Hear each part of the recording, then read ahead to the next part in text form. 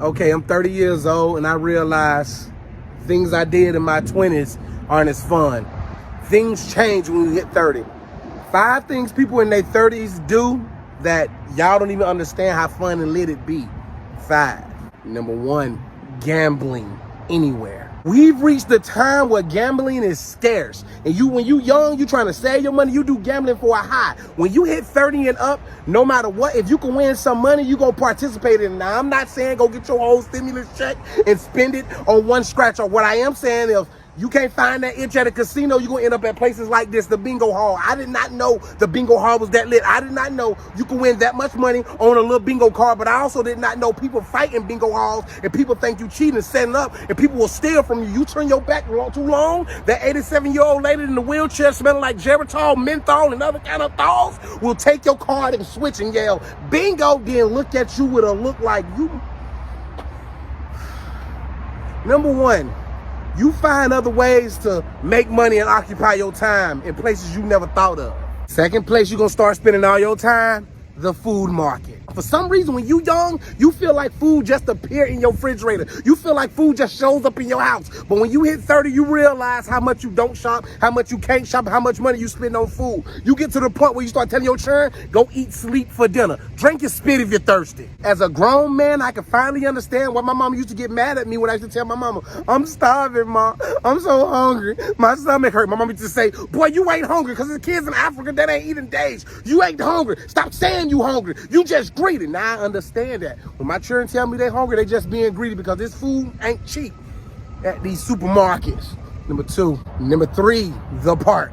Now, when you was a child, you couldn't wait to come to the park. You used to beg your parents, let me go to the park. I want to run around. I want to meet other people. Now you come to the park to be by yourself, walk past people and don't speak, be sad, be depressed, get a lot of things off your mind. You come to the park to try to pretend that you're getting in shape. You walk around that same circle while eating a Whopper, drinking a Coke, not losing no weight. But you come to the park because the park is your place of solitude. You feel like the park belongs to you. But when you go there too late, you're going for the wrong reasons because you're hoping to meet another car back there and y'all can get some alone time. Even if you live with the person, y'all got to go to the park to spend time together because there's too much going on at your home. When you hit 30, the park will become your new club. Trust me.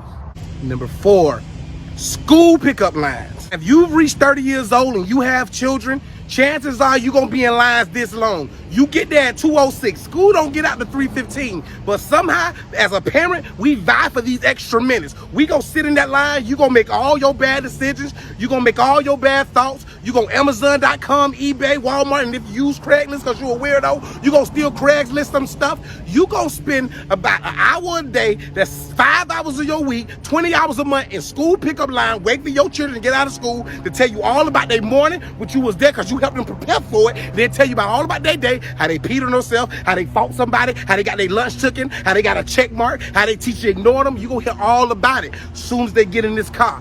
The school pickup line is where you gonna spend passing hours of your 30s. I swear. And number 5, your car. Now I know what you thinking, but Josh, you did all that to end up in your car. Listen, when you a young person, you tell yourself, when I get my license, I'm running away. I'm gonna go to the movies, and I'm gonna go to the store, and I'm gonna pick up all my friends. Then you become an adult and you realize gas costs money, a lot of money. Gas prices ain't never gonna be low again. They always gonna be higher than credit scores in a Caucasian home. No offense. What I am trying to say is your car becomes your sacred place. You sit in your car because you can't stand them kids, you can't stand your spouse, you eat in your car, you drive to work in your car, you do your work in your car, you sleep in your car, you sleep with people in your car.